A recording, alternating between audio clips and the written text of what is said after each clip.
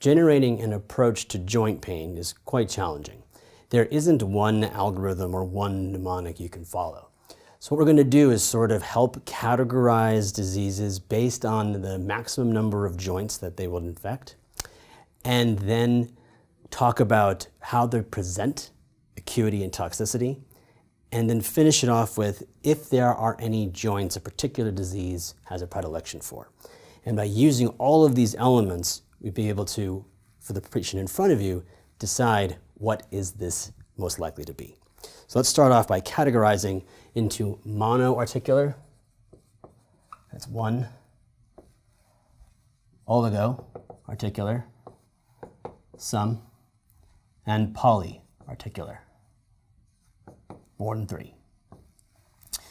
Now, as soon as I start this process, you're going to say, that's not necessarily true, and you're right. This is a way simply to keep them categorized. And there may be some crossover, but if you stick to this, it's easy to recall it multiple times. Monoarticular diseases are osteoarthritis and trauma. Oligoarticular are going to be infectious, crystal,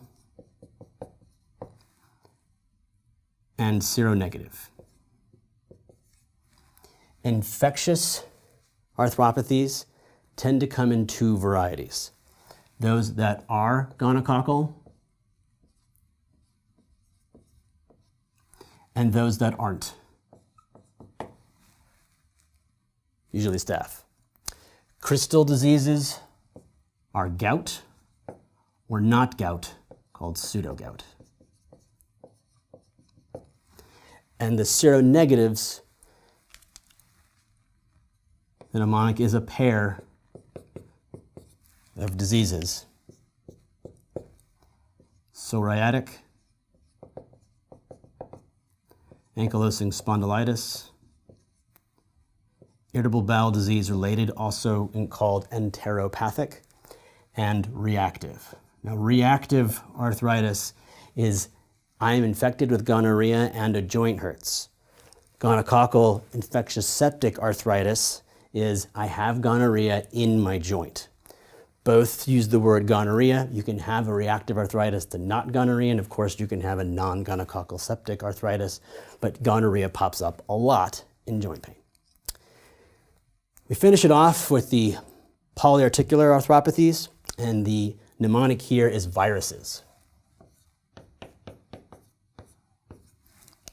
And it's plural with many S's trailing off the back. The viruses that cause joint pain, independent of the systemic inflammation, the ones that cause joint pain specifically, are Hep C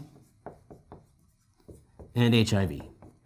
Now, you are not going to make the diagnosis of Hep C or HIV from joint pain alone, right? But if you see joint pain and an elevated protein gap, you might want to screen.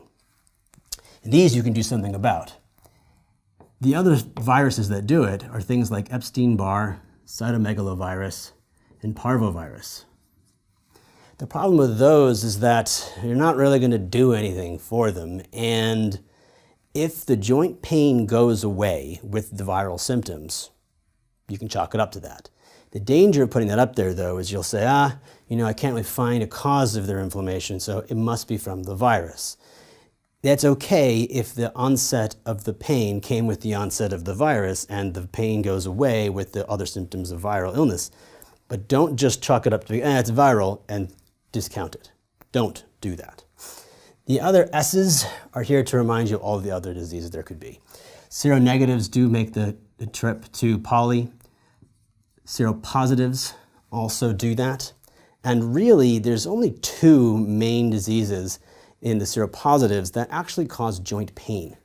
And that is going to be lupus and rheumatoid arthritis. Syphilis is the great imitator, and so syphilitic infection can certainly cause arthritis. Sarcoid, Stills, and sepsis. To remind you that when people get sick, viral or otherwise, it sucks. You have myalgias, you may have arthralgias. And as long as the arthralgias go away, with the other symptoms of sepsis, you can chalk it up to that. So this is how I build and store these diseases, categorize them, even though there may not be a clear divide between each. I then layer on top of that acuity and toxicity.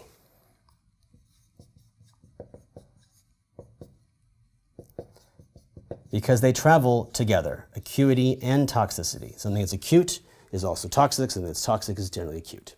So if you have a high degree of acuity and toxicity, what you're going to see in your patient is someone who has a sudden onset, loss of function. The knee that was fine yesterday and now I can't bend it, who's presenting with severe signs of inflammation, really high fever, really high inflammatory markers. This could be simply a leukocytosis or elevation in ESR and CRP.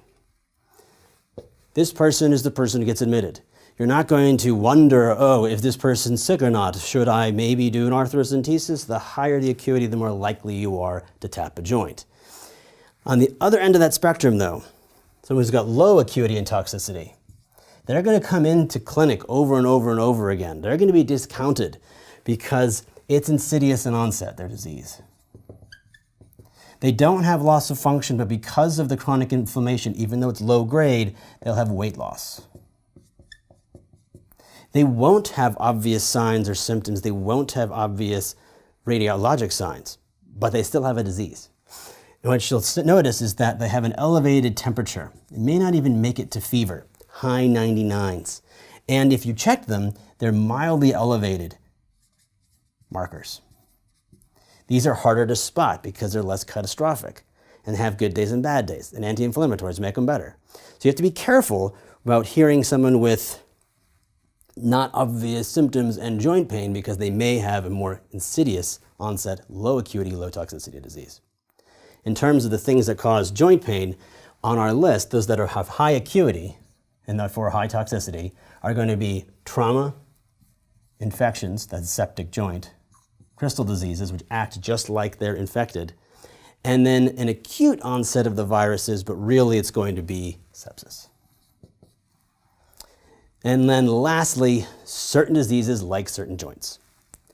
Lupus likes big joints, knees, ankles. Rheumatoid arthritis likes little joints, fingers, toes. Ankylosing spondylitis, lower back.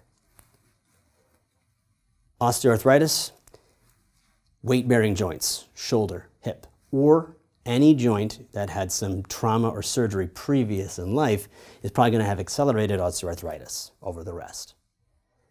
Combination of categorizing by number of joints involved, layer on top which one's acute and toxic, then for certain diseases like certain joints. That is the approach to joint pain.